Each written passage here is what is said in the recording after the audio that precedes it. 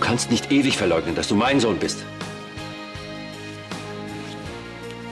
Leonard, du hast gesagt, Degenhardt plant etwas gegen euren Vater. Du hast deswegen sogar unsere Hochzeitsreise abgesagt. Könntest du uns jetzt bitte mal sagen, was hier läuft? Und dann haben sie Natalie abgeführt. Habt ihr denn gar nichts gemerkt? Ihr habt die ganze Zeit gewusst, dass Natalie mich angefahren hat.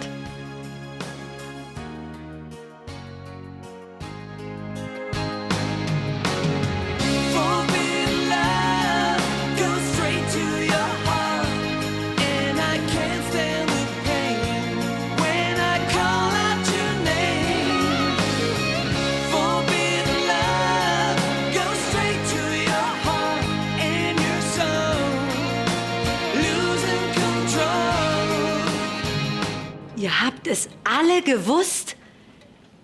Seit Monaten? Charlie, ich weiß, das muss ein ziemlicher Schock für dich sein. Und ihr habt mich in dem Glauben gelassen, dass Frau Degenhardt... Schneider, auch wir haben erst viel später erfahren, dass Natalie am Steuer saß. Sie hat uns alle belogen. Wusstest du es schon, als du bei mir im Krankenhaus warst? Als du mich darin bestärkt hast, dass Degenhardt mich angefahren hat? Ja, Du hast mir sogar eingeredet, diesem Mann sei alles zuzutrauen. ja. Charlie, Ich habe Todesängste ausgestanden, weil ich dachte, Degenhardt kreuzt bei mir im Krankenhaus auf und bringt mich um. Und dir ging es nur um eins: diese Sache so schnell wie möglich zu vertuschen und den Ruf deiner neuen Familie zu schützen. Ich war dir in diesem Zusammenhang völlig egal. glaub mir, Charlie, du und deine Freundschaft bedeuten mir sehr, sehr viel. Versteh doch, ich hatte keine Wahl. Doch, die hattest du.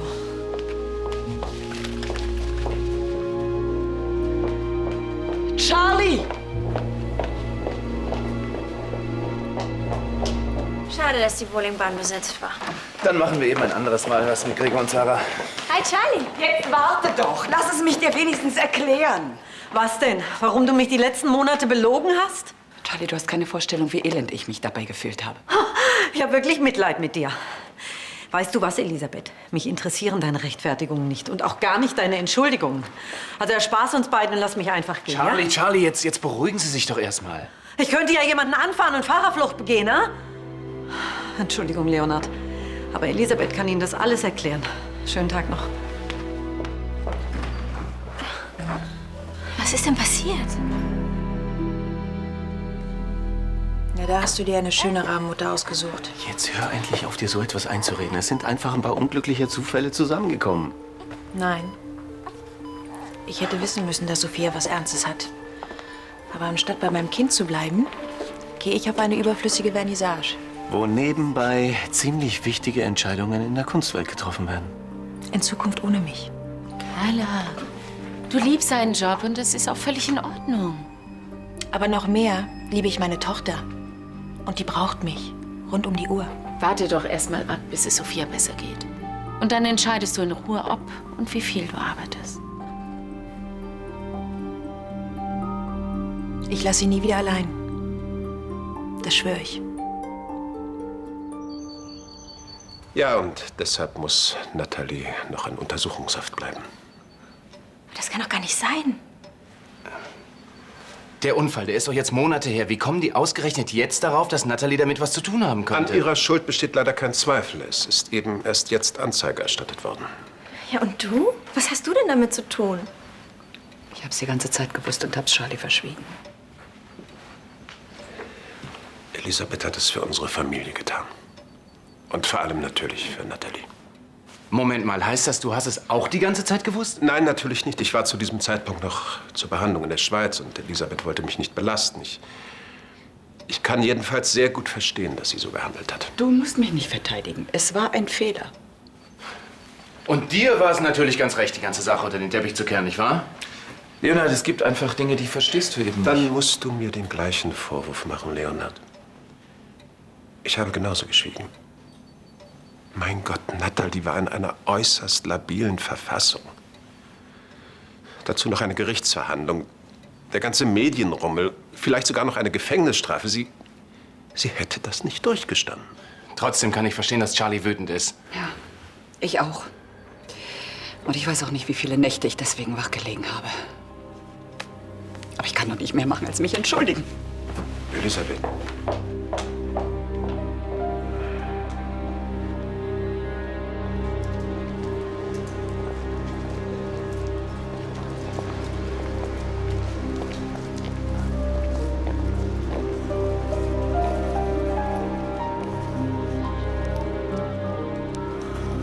Hallo, hier ist Lars Schneider. Aber bitte hinterlassen Sie mir eine Nachricht. Ich rufe zurück. Lars, ruf mich bitte sofort zurück. Es ist was passiert, das kannst du dir nicht vorstellen.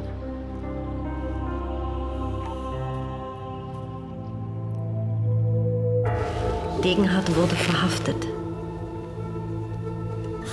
Wegen wahrer Flucht? Ich kann dir gar nicht sagen, wie erleichtert ich bin. Jetzt bist du auch sicher vor ihm. Und das alles nur, weil du uns geholfen hast. Deine Aussage würde Degenhardt natürlich entlasten. Aber was ist, wenn es doch war? Er hat ein Motiv. Und ich weiß nicht, ob das mit dem Unfall alles war. Ja, aber was, wenn er doch unschuldig ist? Charlie, wie kommt dein Blut an seinen Wagen? Ja, ach, du hast recht.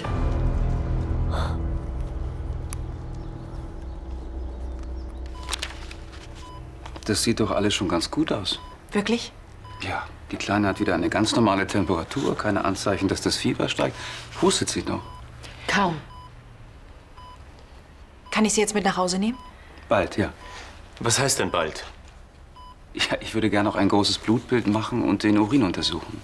Was? Aber Sie haben doch gerade gesagt, es sieht alles gut aus. Kann es doch was Schlimmeres sein? Es ist uns einfach lieber, wenn wir die Patienten mit einem guten Gewissen entlassen. Was ist denn, wenn die Werte nicht in Ordnung sind? Darüber sprechen wir, wenn die Ergebnisse vorliegen.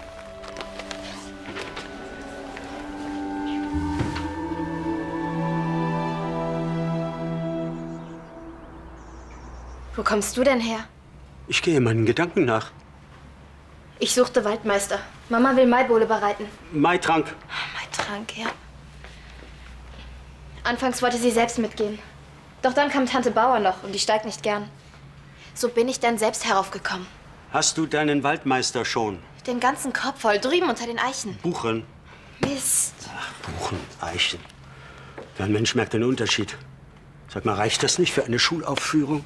Aber nicht für die Aufnahmeprüfung in der Schauspielschule. Da muss jede Silbe sitzen. Schauspielschule? So weit sind wir noch lange nicht, mein Fräulein. Und wenn ich mich schon beworben habe?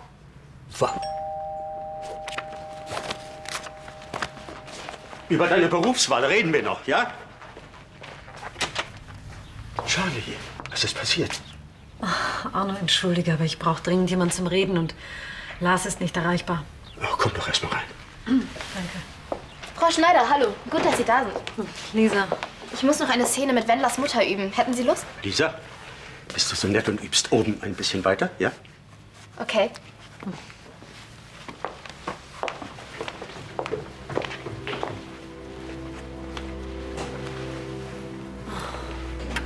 Charlie, was ist los? Ich hätte ihr das nie zugetraut. Elisabeth. Ich glaube, ich bin noch nie in meinem Leben von einem Freund so enttäuscht worden.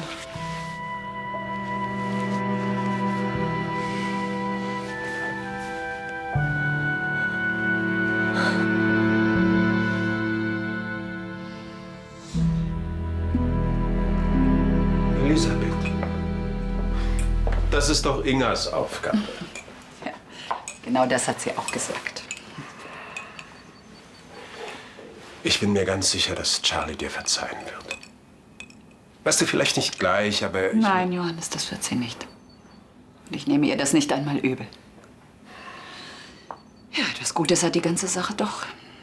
Ich muss Charlie nun nicht mehr anlügen. Dieser Zustand war mindestens genauso furchtbar für mich. Am besten, wir gehen erstmal bis zu diesem Hochsitz im Wald. Die Wiese hinter den Stallungen reicht vollkommen. Oh, das klingt aber, als hätte der ja schon richtig Hunger.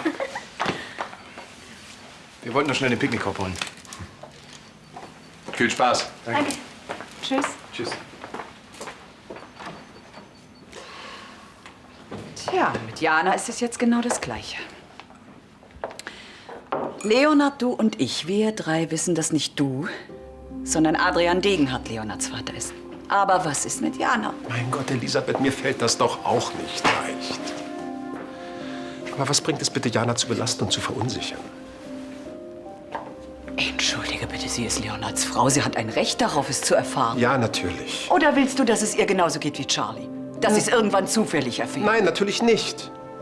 Ich meine, ich sehe im Moment keinen Anlass, sie zu informieren. Zumal Leonard sich nicht zu Degenhardt bekennt und nichts mit ihm zu tun haben will. Aber darum geht's doch überhaupt nicht. Leonard hat sich für Jana entschieden. Und er ist glücklich mit ihr. Wenn er meint, ihr die Wahrheit sagen zu müssen, ist das erst einmal allein seine Sache, nicht unsere. Wie ein Mensch sich so verändern kann. Ja, ich erkenne Elisabeth auch nicht wieder. Zur Lügnerin zu werden, weil ihr das Bild in der Öffentlichkeit wichtiger ist als unsere Freundschaft. Und sie fühlt sich dabei noch im Recht. Ich hatte von Anfang an einen Verdacht. Schon gleich nach dem Unfall. Tatsächlich? Ja, sie wusste mehr, als sie zugab. Hab gespürt, dass sie mich belügt. Und ich habe nicht für möglich gehalten, was Macht und Geld bewirken können. Dass selbst bei Menschen wie Elisabeth das Gefühl für Moral vollständig flöten geht. Oh, Lisa, können wir nicht später ein bisschen weiter üben? Ich wollte sowieso shoppen gehen und danach noch zu Carla und Sophia. Susanne müsste auch da sein. Fein, machen wir heute Abend weiter. Okay. Tschüss, Lisa. Tschüss. Kleine Sophia. Ja, das arme Ding kann einem leid tun. Was soll aus ihr werden, wenn sie dort aufwachsen muss? In dieser Familie. Eine Egoistin. Eine Lügnerin. Was sonst? Na, hör mal. Immerhin hat die Kleine auch noch einen Vater und eine Tante, die Wert auf Anstand und Ehrlichkeit legen. Aber leider mit Verlaub habt ihr weder den Lahnsteinschen Einfluss noch den dazugehörigen Geldbeutel. Und beides braucht ihr. Sonst kommt ihr gegen einen solchen Clan nicht an. Oh doch. Für das, was Sie mit mir gemacht haben, werden Sie zur Verantwortung gezogen.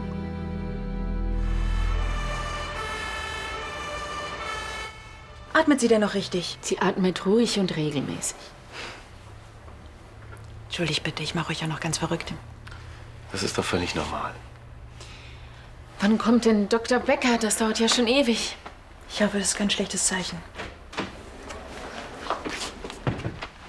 Und? Ja, ich kann Ihnen Entwarnung geben. Blut- und Urinwerte sind unauffällig. Ihre Tochter hatte einfach einen heftigen grippalen Infekt. Dann muss sie also doch nicht hier bleiben. Nein, ich mache die Überweisung für den Kinderarzt gleich fertig. Müssen wir denn zu Hause auf irgendwas achten? Sophia sollte viel trinken und sie braucht sehr viel Ruhe und Liebe. Aber ich denke, bei den Eltern, da muss ich mir keine Sorgen machen. Ganz bestimmt nicht.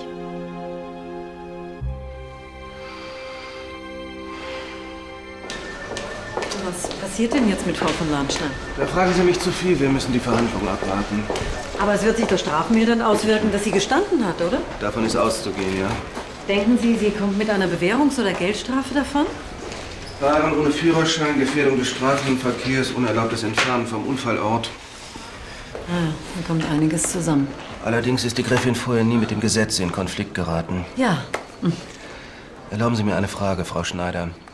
Die Gräfin hat Sie angefahren und dann einfach auf der Straße liegen gelassen. Sie hätten sterben können. Trotzdem kommt es mir so vor, als wünschten Sie, dass sie eine möglichst geringe Strafe bekommt. Die Gräfin ist mit ihrer Familie schon gestraft genug. Allerdings gibt es noch einen Tatbestand, der sich erheblich auf das Strafmaß auswirken könnte. Gräfin Lahnstein hat eine Blutprobe von Ihnen entwendet und Herrn Degenhardts Auto damit manipuliert, um den Verdacht auf ihn zu lenken. Wie bitte?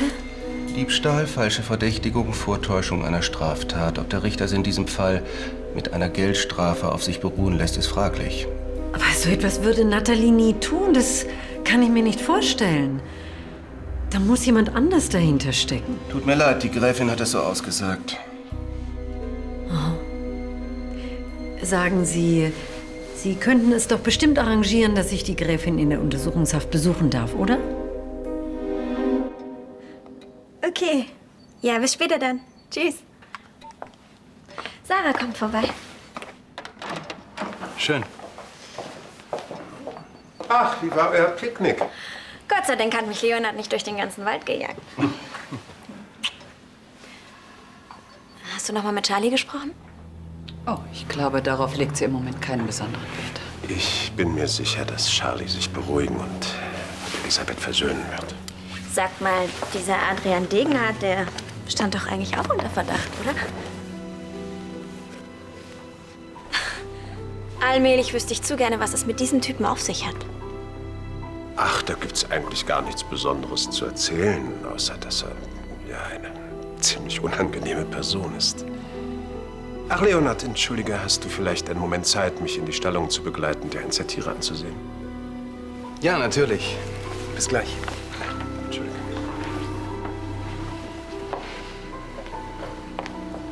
Tja, ich weiß, was du jetzt von mir denkst. Du hättest mir sowas nie zugetraut. Du bist enttäuscht. Ich gebe zu, am Anfang war ich schon schockiert. Aber dann? Die Scheidung von Arno. Eine neue Familie, die so ganz anders lebt, als wir es gewohnt sind. Die Presse, die einen ständig beobachtet. Das ist ganz schön viel auf einmal. Ich kann mir schon vorstellen, wie schwer das für dich war. Vor allem zeigt es doch mal wieder, dass Lügen überhaupt keinen Sinn machen. Die Wahrheit kommt raus. Irgendwann. Das ist immer so. Meine Kleine, jetzt sind wir wieder zu Hause. Ja. Zum Glück. Du darfst mir nie wieder so einen Schrecken einjagen, ja? Versprochen? Ja. Ich weiß ja nicht, wann ihr das letzte Mal was gegessen habt. Bei mir ist es schon eine Weile her. Jetzt, wo du sagst. Könnt ihr das bitte übernehmen? Ich würde mir gerne noch was anderes anziehen. Pizza? Ja. Familienpizza?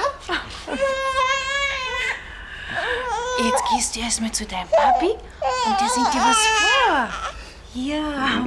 Aber nicht, dass ihr noch eine Ohrenentzündung bekommt, hm? Ganz bestimmt nicht. Ich bestell schon mal. Warte bitte. Danke nochmal. Das ist doch selbstverständlich. Nein, ehrlich. Ich finde, wir sind ein richtig gutes Team.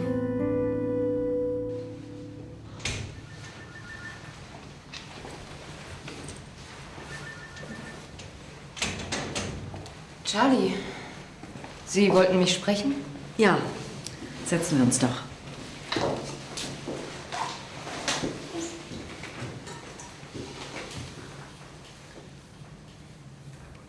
Natalie, was Sie vor der Polizei ausgesagt haben, stimmt doch nicht, oder? Nicht Sie haben Degenhardt die Schuld untergeschoben. Ich glaube Ihnen das einfach nicht. Ich habe also recht. Charlie. Natalie, ich weiß sogar, wer es war. Ich kann mich nämlich noch ziemlich genau erinnern. Ein Besuch, der mich damals schon irritiert hat. Ansgar. Er ist bei mir im Krankenhaus aufgekreuzt und bei der Gelegenheit hat er die Blutprobe gestohlen. Natalie, wollen Sie wirklich die Schuld auf sich nehmen und für Ihren Mann ins Gefängnis gehen? Ich werde für das, was ich getan habe, die Verantwortung tragen. Natalie. Ich habe Sie angefahren und dafür werde ich gerade stehen. Ja, sicher, aber das ist eine Außerdem bin andere ich schuld an Hannes Tod. Ich habe aus Ansgar einen unglücklichen Menschen gemacht. Das ist doch Unsinn, Natalie. Niemand hat Schuld am Tod des Kindes. Es war ein schrecklicher Unfall, ein Unglück. Warum wollen Sie sich denn zur Märtyrerin machen? Nur um den Namen Lahnstein zu schützen.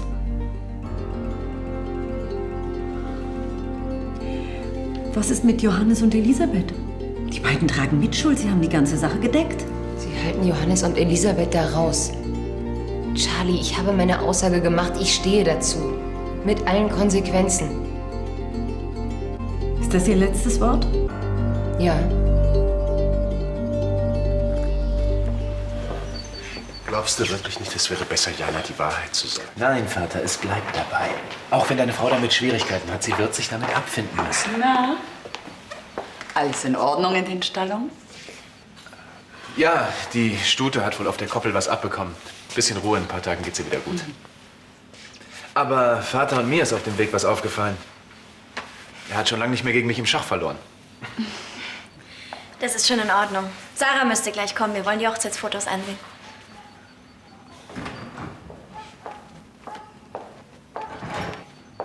Hallo zusammen. Hallo, Sarah. Hallo, Sarah. Hallo. Ja, ich werde mich dann noch mal in das Angebot von Steinheim vertiefen. Also, bis gleich. Ja. Und wir holen uns erstmal ein paar Kekse. Du bist meine Vorkosterin. Super. Na, schaust du dir mit uns die Fotos an? Nein, ich bin zum Schach verabredet.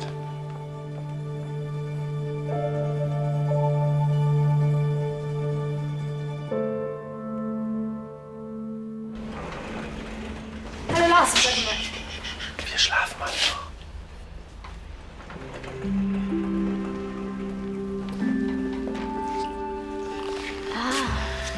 Ist das euer neues Erziehungskonzept? Kuscheln für die ganze Familie. Zum Kuscheln waren wir viel zu platt. Sophie hat eine Grippe. Wir waren die ganze Nacht im Krankenhaus. Was? Alles im grünen Bereich. Aber wir sind einfach alle ein bisschen durch. Das sieht man. Ah, wie charmant. Ich sag Susanne Bescheid, dass sie dich anrufen soll, okay? Okay. Na dann, gute Nacht. Danke.